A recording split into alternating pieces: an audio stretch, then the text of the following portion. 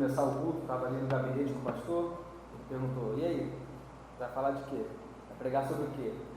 Eu falei para ele só o tema, eu vou falar para vocês agora. Um convite à revolta. Aí ele olhou assim, a revolta o quê? Contra o pecado? A revolta contra o quê? Contra o mal, né? Eu falei, não, é um convite à revolta mesmo. Quem tiver assustado, calma, gente, vocês vão entender. Mas nessa manhã, de fato, eu quero fazer a vocês um convite à revolta.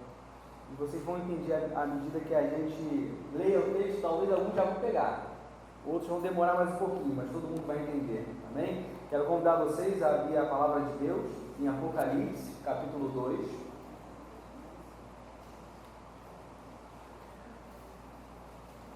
Apocalipse, capítulo 2. Nós vamos ler do verso 1 até o verso 5.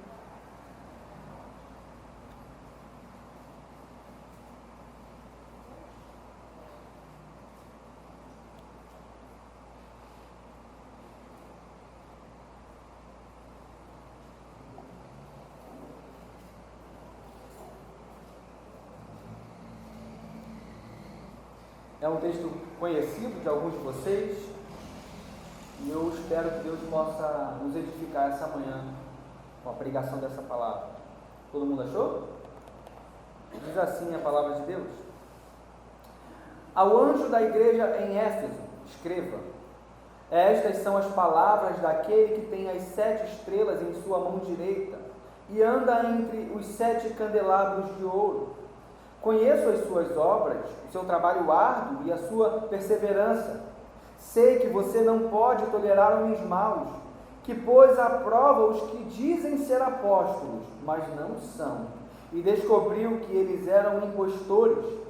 Você tem perseverado e suportado sofrimentos por causa do meu nome, e não tem desfalecido. Contra você, porém, tenho isso: você abandonou o seu primeiro amor. Lembre-se de onde caiu, arrependa-se e pratique as obras que praticava no princípio. É uma carta enviada pelo próprio Cristo à sua igreja. Não apenas à igreja de Éfeso naquele tempo, mas eu creio que essa carta é enviada a todas as igrejas cujo amor tem esfriado.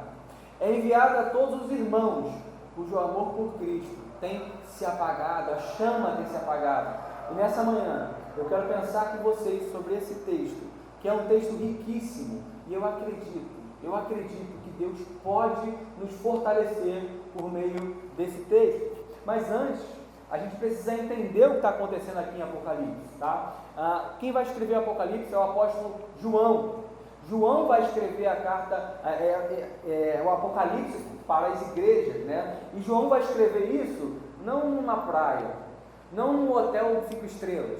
João vai escrever isso sofrendo perseguição. João estava preso na ilha de Patmos.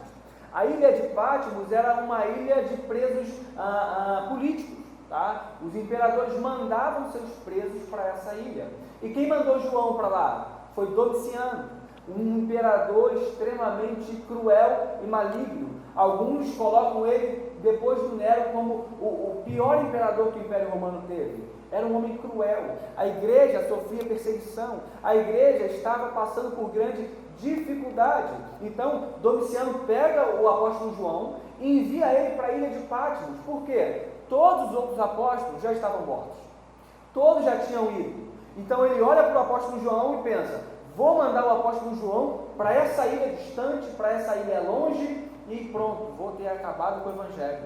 O evangelho não vai mais prosperar. O evangelho não vai mais triunfar. Mas mal sabia Domiciano que, mesmo na ilha de Patmos, João vai deixar um legado.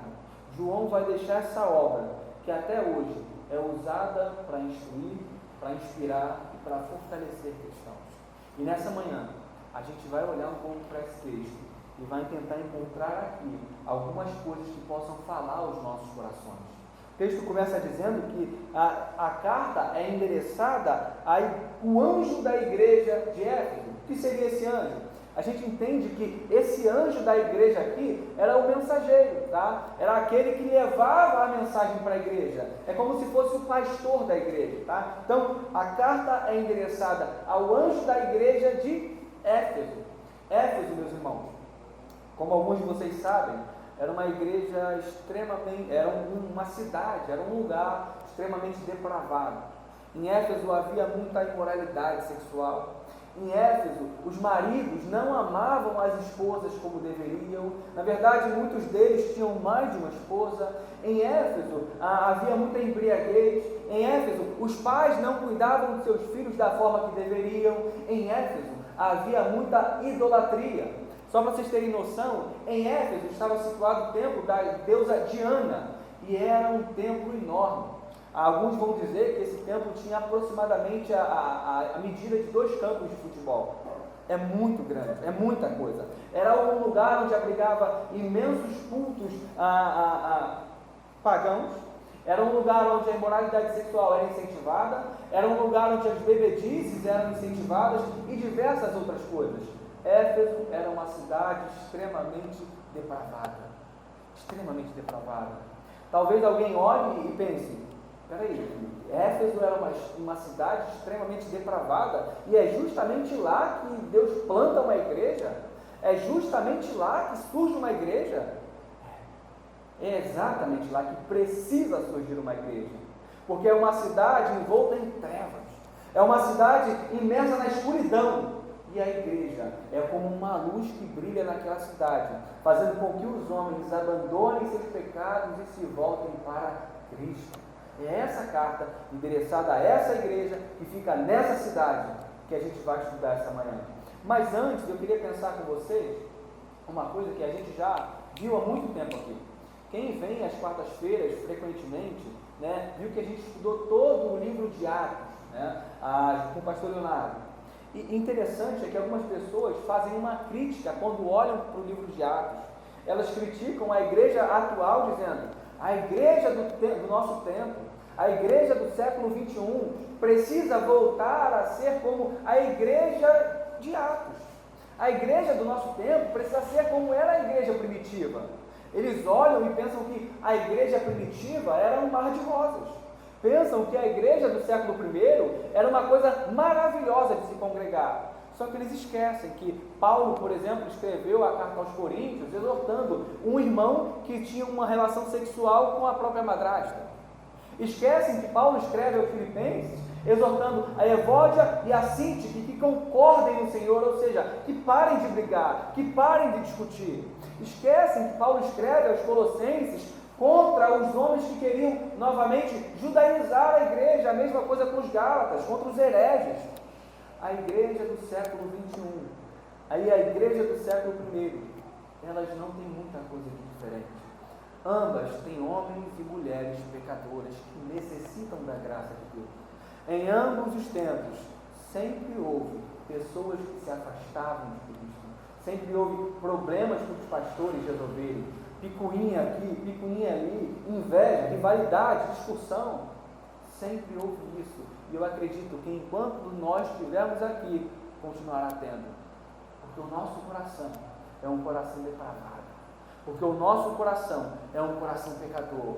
Enquanto estiverem homens na igreja, terá pecado, mas a igreja precisa lutar contra os pecados, e aí que a gente bate o martelo, que haverá pecado, mas haverá luta, haverá pecado, mas haverá guerra. A igreja não pode passivamente se render ao pecado.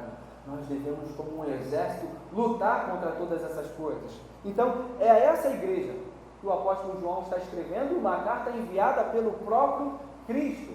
Interessante é que agora a gente vai ver aqui a visão da igreja, não do apóstolo Paulo, não do João, não é de um especialista que vai analisar o que está acontecendo no contexto religioso. Não, a visão que a gente vai ter aqui da igreja é a visão do próprio Cristo. É o próprio Cristo descrevendo o que ele estava enxergando na igreja de Éfeso. Ele vai escrever o seguinte: essas palavras são daquele que tem as 7 estrelas em sua mão direita e anda entre os 7 candelabros de ouro. Primeira pergunta que a gente faz ao ler esse verso é: peraí, O que são 7 estrelas na mão direita e o que significam os candelabros de ouro? Para responder isso, a gente precisa olhar para o capítulo 1, versículo 20. Olha só o que o texto vai dizer para a gente. Este é o mistério das 7 estrelas que você viu em minha mão direita e dos 7 candelabros. As 7 estrelas são os anjos das 7 igrejas e os 7 candelabros são as 7 igrejas. Ou seja, o que Jesus está dizendo aqui? Olha, eu tenho em minhas mãos as 7 estrelas. E quando ele diz isso, ele se refere aos ministros, aos pastores, àqueles que levavam a mensagem à igreja. Ele está dizendo, eu, Jesus Cristo, tenho em minha mão os ministros. Eu, Jesus Cristo, tenho nas minhas mãos completamente seguros aqueles mensageiros, os pastores enviados por Deus. Então, ele está dizendo, os pastores estão na minha mão. E quando ele fala isso, não é simplesmente que está nas mãos dele assim, não. Aqui o celular está nas minhas mãos, mas eu não consigo fechar plenamente. Jesus, quando fala isso, ele pega em suas mãos e é como se ele estivesse completamente seguro nas mãos de Cristo. Não tem como cair, não tem como fugir, não tem como ninguém arrancar, não tem. Ele está segurando completamente os homens de Deus. E isso é aplicado aos pastores, isso é aplicado aos ministros, mas é aplicado também a mim e a você. A todos aqueles que creem em Cristo Jesus, nós podemos dizer que estamos nas mãos de Deus, que estamos seguros nas mãos de Deus e ninguém pode nos tirar de lá. Lembra de Jesus falando que as ovelhas dele, aqueles que estão em suas mãos, ninguém pode arrancar. Lembra disso? Lembra de Paulo falando em Romanos capítulo 8, que nada poderá nos separar do amor de Deus que está em Cristo Jesus? Lembra disso? É isso. Nós estamos nas mãos de Cristo Jesus. E tem mais. Não apenas os pastores e nós estamos nas mãos de Cristo. O próprio Cristo caminha entre os candelabros. Que são os candelabros? As 7 igrejas. Sabe o que o texto está dizendo para a gente? Que Cristo passeia no meio da igreja. Cristo anda no meio do seu povo. Isso é algo muito bom, mas pode ser algo muito ruim. Se Cristo passeia no nosso meio, ele enxerga o que está acontecendo no nosso meio. Ele percebe o que acontece ao nosso redor. E a grande pergunta então é: o que Cristo vê quando passa na nossa igreja? O que é que Cristo enxerga quando anda aqui no meio de nossa igreja? Quando passa no corredor, quando vai no banheiro com a gente e ouve nossas conversas, o que Cristo vê em nossos corações? Talvez nós vejamos apenas o sorriso no rosto, mas Cristo vê a falsidade no coração. A gente pode ver o falar gracioso, mas Cristo vê aquilo que vai além disso. Cristo vê aquilo que vai além disso, no sentido que você fala uma coisa, mas no interior pensa outra. Cristo observa isso. Cristo, quando passa no meio da igreja, ele observa a inveja. Ele observa a altivez, o orgulho. Ele observa essas coisas. Será que ele observa isso em você? Será que Cristo tem observado em você um coração de alguém que fala uma coisa, mas que faz outra? Ou de alguém que pensa uma coisa, mas fala outra? O que Cristo observa em você ao passear no meio da nossa igreja? Quero que você pense sobre isso. Jesus passeia no meio da igreja. E interessante é que o versículo 2, o Cristo que passeia no meio da igreja vai dizer o seguinte: conheço as suas obras. Que obras são essas que Jesus conhece? Se Jesus falasse isso para você: conheço as suas obras. Wesley, conheço as suas obras. Isso te deixa feliz ou te deixa triste? Isso te deixa apreensivo ou te deixa tranquilo? Como você reagiria a essa afirmação de Jesus? Conheço as suas obras. Parece que as obras aqui da igreja de Éfeso eram obras boas, porque ele vai dizer o seu trabalho árduo e a sua perseverança. Ou seja, era uma igreja que trabalhava. E era uma igreja que perseveravam. Jesus, quando olha para essa igreja, ele está dizendo: eu conheço vocês. Igreja de Éfeso, eu sei do trabalho árduo que vocês têm. Eu sei como vocês se dedicam. Eu sei que quando tem algo a ser feito na igreja, vocês fazem. Eu sei das obras de vocês e sei que vocês perseveram. Não tem nada que vocês comecem a fazer e parem no meio do caminho. Não, quando vocês iniciam algo, vocês completam, vocês terminam, vocês são perseverantes. Ele está dizendo isso. Então o texto continua: sei que você não pode tolerar homens maus, que pôs à prova os que se dizem ser apóstolos, mas não são, e descobriu que eles são impostores. Ou seja, é uma igreja que trabalha e é uma igreja que não tolera homens maus. Essa igreja não passa a mão na cabeça de ninguém. É uma igreja que quando tem que repreender, repreende, que quando tem que exortar, exorta. Essa igreja não passa a mão na cabeça do pecador. Infelizmente, muitas igrejas que têm passado a mão na cabeça dos pecadores. Como alguns de vocês sabem, né? Quando eu não estou no meu trabalho em Nilópolis, eu dirijo no Uber para complementar um pouco a renda, né? E eu ouço muitas coisas. Certo dia eu estava com 2 passageiros, 2 rapazes atrás, eles estavam conversando, né? E um perguntou para o outro: e aí, você ainda está namorando com a fulana? O rapaz falou: tô. E aí eles começaram a falar de questões sexuais. Até aí, estão íntimos, estão conversando sobre questões sexuais. Daqui a pouco, um vira para o outro: e você está lá naquela igreja ainda? Ah, rapaz, olha, não estou mais lá não, cara, porque eles pressionavam muito ela. Eles ficavam ali em cima dela, exigindo dela o tempo todo, e acabava que aí ela não queria ter mais nada comigo, sexualmente. Então, acabou que ela estava se sentindo muito pressionada, ela estava se sentindo muito pesada. O que aconteceu? Ela saiu de lá, agora a gente está mais tranquilo. Mas a gente está indo numa outra igreja, que é mais tranquila, que é mais relax, uma igreja que é mais tranquilinha com a gente, então a gente está mais tranquilo. Aliviou um pouco a carga em cima dela. Igrejas que passam a mão na cabeça, igrejas que não repreendem o pecado, igrejas que não lutam contra a imoralidade sexual, igrejas que não repreendem os homens maus. A igreja de Éfeso não era essa igreja, não era essa igreja. Então, era uma igreja que tinha obras, era uma igreja que repreendia os homens maus, e era uma igreja que colocava à prova os apóstolos. Era uma igreja que quando olhava para qualquer ensino, ela olhava para a Bíblia, olhava para qualquer ensino e olhava para a Bíblia. A igreja de Éfeso não queria atualizar a Bíblia. A igreja de Éfeso não queria reinterpretar a Escritura. A igreja de Éfeso enxergava pecado como pecado. E ela enxergava um homem que pregava uma heresia como alguém que estava pregando uma heresia. Será que a igreja do nosso tempo tem sido esse tipo de igreja? Que olha para um herege, que olha para alguém que chega se dizendo apóstolo e diz: você não é apóstolo, porque um apóstolo precisa de algumas marcas necessárias. É necessário que o apóstolo tenha aprendido o evangelho diretamente de Cristo Jesus.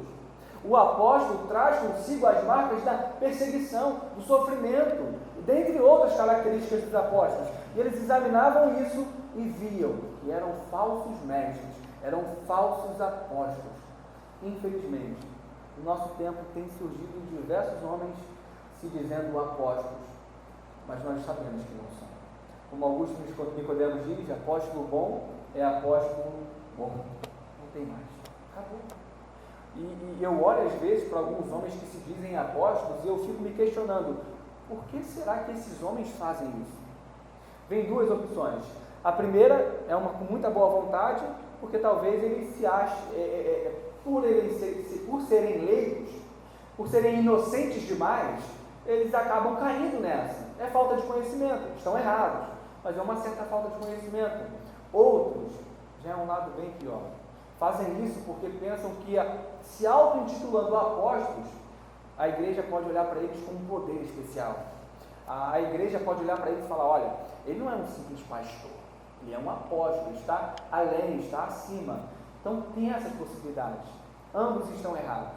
Um está errado, num certo sentido, meio que inocentemente.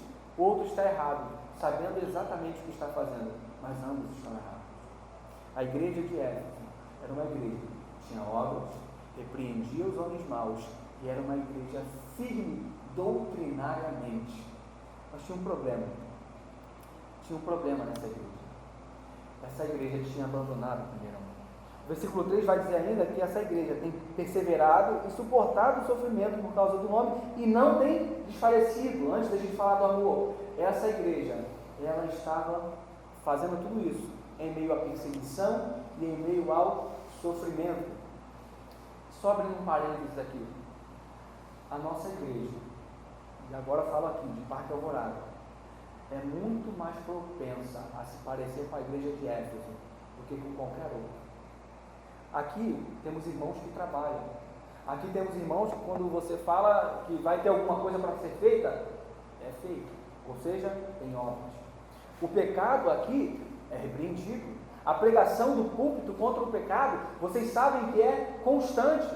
A boa teologia, o bom ensino, a boa doutrina flui desse lugar. Vocês sabem disso. A gente pode correr o risco de se parecer muito com a igreja de Éfeso se a gente cair no mesmo erro do versículo 4. O texto vai dizer para a gente: contra você, porém, tenho isso. Você abandonou o seu primeiro amor.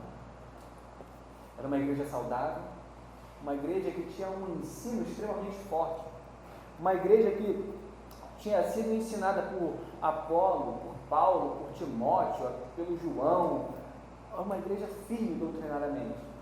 Mas o amor foi esvaindo, o amor foi acabando. Você abandonou o seu primeiro amor. E a ideia aqui de primeiro amor não é aquele amor que a gente tem quando a gente se converte. Não é essa a ideia do texto. Porque lendo assim a gente pode pensar: poxa, será que ele está falando aqui do amor de quando eu me converti a Cristo? Que parece que surgia aqui um fogo, que eu queria fazer tudo pela causa de Deus, queria fazer tudo pela causa do Evangelho. Aquele amor de quando eu me converti. Acredito que a maioria de vocês experienciou isso, passar por esses momentos. Não é essa a ideia do texto. A ideia de primeiro amor aqui é a ideia do melhor amor que você teve. Por quê? O primeiro amor que você tem lá quando você se converte é um amor verdadeiro, mas ainda é um amor sem conhecimento.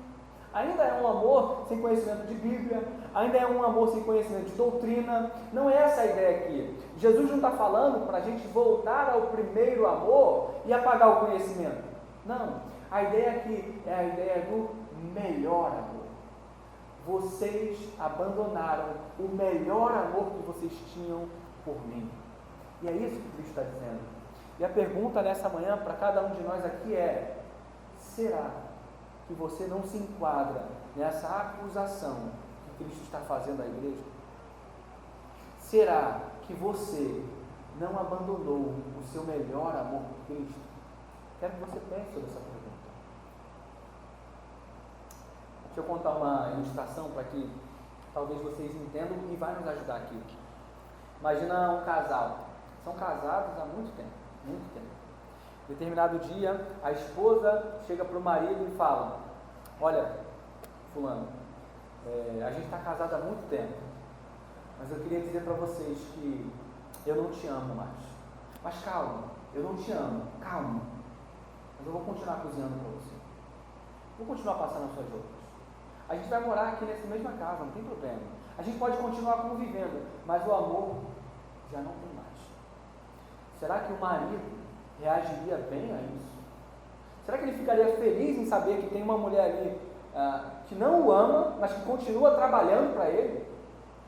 É basicamente isso que está acontecendo aqui. A igreja continuava trabalhando para Jesus, continuava exortando, continuava repreendendo, continuava ensinando boa teologia, mas o amor tinha ido embora. E esse é o risco que cada um de nós corremos aqui. É o risco que talvez nós corramos, e não apenas isso, mas que talvez esteja acontecendo com vocês, ou comigo. Continuamos trabalhando, continuamos cuidando do ministério infantil, da cantina, de missões e de todas as outras áreas da igreja. Continuamos fazendo aquilo que nos pedem, mas o amor já não tem mais. Já não tem mais aquela alegria e aquele desejo de trabalhar para a glória de Deus. A gente meio que pode passar a fazer as coisas de uma forma mecânica. Então eu vou para a igreja e trabalho no meu ministério, não baseado no amor, mas porque eu tenho que ir, mas porque eu já estou acostumado, porque eu não sei o que fazer no domingo de manhã, a não ser ir para a igreja, e quando eu não vou, eu não sei o que fazer, eu fico perdido. Será que essa é a sua situação? Será que esse é o momento em que você se encontra? Talvez não seja. Talvez você não tenha chegado nesse ponto de fato alguém olhar para você, o próprio Cristo olhar para você e falar: você abandonou o primeiro amor, como algo que já aconteceu. Talvez com você seja diferente, talvez você esteja abandonando o primeiro amor, está no caminho, ainda não chegou lá. E por que isso é plenamente possível? Porque ninguém abandona o primeiro amor de um dia para a noite. É assim. Não é uma coisa como você dormiu, acordou, abandonei, já não amo mais. Parece que é algo gradual. Parece que é algo que vai crescendo dentro de você, até chegar ao ponto de você perceber que você já não lê mais a Bíblia, que você já não mais ora, que você já não mais passa tempo em comunhão, que você tem dificuldade até de louvar. É algo que vai crescendo. Quando eu olho para a história do filho pródigo, eu percebo que parece que isso acontece com ele, né? Eu tenho dificuldade em imaginar aquela parábola que Jesus conta, como se um dia o filho pródigo acordou, olhou para o pai e falou: pai, estava pensando aqui agora, me dá minha parte na herança. Parece que é algo gradual, parece que é algo que vai crescendo dentro do interior dele, e ele vai olhando algumas situações e vai pensando: está vendo? Olha como é que ele fala comigo, olha só, ele me trata assim. Olha só como é que ele fez isso contra mim. Ah, não, eu vou pedir logo minha herança. Ele vai crescendo, vai amadurecendo essa ideia. E parece que essa é a ideia aqui, de um amor que vai aos poucos se esfriando, até chegar ao ponto em que ele se acaba. Será que isso não tem acontecido com você? Talvez você não tenha chegado ao ponto de dizer: o meu amor por Cristo já não existe mais. Mas você está no caminho. O que fazer? Felipe, eu sou essa pessoa que o meu amor por Cristo está enfraquecendo. Eu sou essa pessoa que já não amo mais a Cristo como eu amava lá atrás. Eu sou essa pessoa que já não faz as mesmas coisas do jeito que eu fazia antes. Agora é mais uma coisa mecânica, é algo mais por fazer mesmo. O que eu faço? Como eu posso restaurar o primeiro amor? E aí é a ideia do sentido da palavra que eu iniciei a pregação, um chamado à revolta. Eu aprendi na aula que eu tive no seminário que revolta, do latim, traz a ideia de voltar novamente, ou seja, revolta, ou seja, uma volta novamente. Então eu pensei sobre isso, e o convite para vocês essa manhã é uma revolta aos primórdios. Revolta ao amor a Cristo como o bem mais precioso que você tem. E qual é a fórmula? Qual o segredo? O que eu faço para voltar a ser aquilo que eu era? O texto vai dizer para a gente no versículo 5. Primeiro passo: lembre-se de onde você caiu.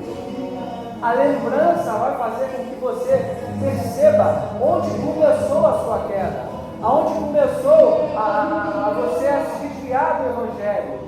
Será que foi por causa de um pecado específico que você cometeu e esse pecado fez com que você fosse aos poucos se afastando de Cristo? Será que foi o seu trabalho que tomou o seu tempo todo e você já não tem mais tempo de ler a Bíblia e aos poucos você vai deixando essa prática de lado? Lembre-se de onde você caiu. Faça esse exercício. Pergunte a você mesmo: o que tomou o seu coração? Porque quando o seu melhor amor por Cristo é abandonado, você passa a cultivar um outro melhor amor por uma outra coisa que não é Cristo. A pergunta é: o que é que você ama e está te impedindo de prosseguir na caminhada? Quando a gente olha para Hebreus capítulo 12, o autor vai nos exortar a correr com perseverança a corrida que nos é proposta, e a nos desvencilhar, a abandonar o pecado que tão tenazmente nos assedia e nos impede de correr. Qual é a ideia de Hebreus 12? Temos uma corrida, temos uma longa jornada a percorrer, mas o pecado e muitas outras coisas que nos envolvem nos atrapalham de correr essa corrida como deveríamos. A pergunta é: o que tem te atrapalhado a correr a corrida cristã como você deveria? O que está tomando o teu tempo? Às vezes você tem tempo, mas não tem desejo. O que está acontecendo? Essa é a pergunta. Então, o próprio Cristo vai exortar a sua igreja e a cada um de nós a lembrar. Faça um esforço e lembre-se onde você caiu. Lembre-se onde tudo começou, ou você que ainda está no processo de abandonar o primeiro amor, lembre-se das práticas que você tem cometido e que tem te afastado de Cristo. Então, depois que você lembrar, o segundo passo é arrependa-se. Arrependa-se. Olhe para aquilo que você tem praticado e arrependa-se. É uma mensagem simples. Arrependa-se das práticas que estão te afastando de Cristo Jesus. Reflita e arrependa-se. E o texto vai exortar mais uma vez. E pratique as obras que praticava no princípio. São 3 passos: lembrar, arrepender e praticar. E a pergunta é: que obras são essas que eram praticadas no princípio e que eles precisavam voltar a praticar? O texto não deixa isso claro para a gente, mas alguns estudiosos vão entender que talvez seja aquilo que eles faziam lá em Atos capítulo 2. Talvez tenha a ver com isso. O texto de Atos capítulo 2 vai dizer para a gente que no começo a igreja ela se dedicava à oração, à comunhão, ao partir do pão. Essa era uma igreja que estava se fortalecendo. Então, talvez seja essa a ideia do texto. E a igreja precisava voltar a praticar aquilo que ela praticava no princípio. Será que você não precisa dessa exortação essa manhã? Será que o seu coração não precisa ser exortado a lembrar, se arrepender e praticar o que você praticava antes? Deixa eu fazer uma pergunta para vocês, e a pergunta que eu faço a mim mesmo, serve para todos nós. Há quanto tempo você não lê a Bíblia? Há quanto tempo você não ora? Há quanto tempo teu coração está frio, gelado? Há quanto tempo não brota mais no teu coração aquele ardor, aquele fervor quando você ouve a pregação do Evangelho? Há quanto tempo você está longe de Deus? Não longe da igreja, longe de Deus. Há quanto tempo? Que Deus, meus irmãos, possa ter misericórdia de nós essa manhã. Que Ele possa nos dar graça para que possamos olhar para o nosso próprio coração e então nos lembrar: onde foi que eu caí? Onde foi que eu errei? Quando foi que Cristo deixou de ter importância para mim? Quando foi que Cristo deixou de ser o ser mais valioso para mim? Quando foi que eu abandonei o Evangelho? Quando foi que eu abandonei o primeiro amor? Quero que nessa manhã a gente saia daqui refletindo sobre essas coisas. E para finalizar, eu quero que você entenda que Cristo, Ele não apenas mostra o defeito da igreja. Cristo, Ele não apenas aponta o dedo para a igreja de Éfeso e fala: você está errada nisso. Não, Ele providencia um meio para que a igreja possa se recuperar. Cristo, nessa manhã, está providenciando para você um meio para que você possa se levantar. E que meio é esse? A pregação do Evangelho, a exortação, a pregação da palavra. Cristo se importa tanto com você que Ele sempre envia alguém para te repreender, para te exortar. E isso é uma demonstração do amor de Deus por nós. Que a gente não desperdice.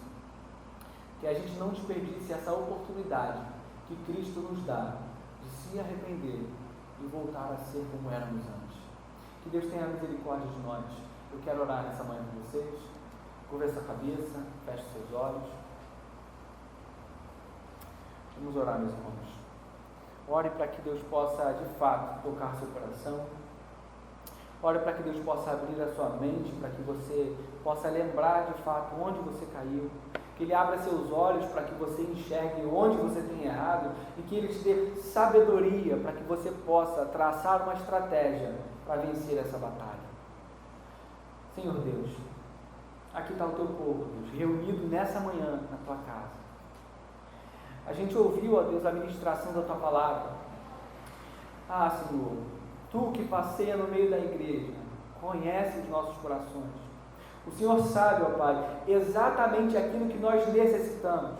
O Senhor sabe, ó Deus, quantos de nós nessa manhã já não tem mais te amado como amava antes. O Senhor sabe quantos corações estão completamente frios. O Senhor sabe os corações que estão se esfriando aos poucos. O Senhor sabe de todas essas coisas. Por favor, Deus, por favor, tem misericórdia de nós, Deus. Por favor, nos dá ânimo novo, revigore as nossas forças, cumpra a promessa que é feita em Tiago, ó Deus, achegai-vos a Deus e Ele se achegará a vocês. Por favor, ó Pai, restaura o nosso fervor espiritual, restaura a alegria de cultuar a Ti, o desejo de estar em Tua presença. A gente precisa da Tua graça até mesmo para isso. Então, por favor, ó Deus, por favor, tem misericórdia do Teu povo, puxa-nos pelas rédeas, puxa-nos, ó Deus, e segura-nos fortemente nas Tuas mãos, ó Deus. Ah, Senhor, a gente depende de Ti. Nos dê sabedoria, ó Deus, para saber como lidar com as situações. Nos dê, ó Deus, um olhar sagaz, para que possamos saber o que fazer e como fazer. Nos dê sabedoria para encontrarmos tempo para realizar, ó Deus, as tarefas espirituais. Dá-nos momentos, ó Deus, a sós contigo, momentos de oração, momentos de leitura, momentos de reflexão. A Tua igreja carece da Tua graça, Senhor. E nessa manhã nós clamamos a Ti por isso. Ajuda-nos, porque sem Ti nós não conseguiremos. Seja Tu, ó Deus, o nosso socorro, o nosso refúgio, o nosso socorro bem presente na hora da adversidade. Em nome de Jesus Cristo, eu faço essa oração a Ti e já Te agradeço, ó Deus. Amém.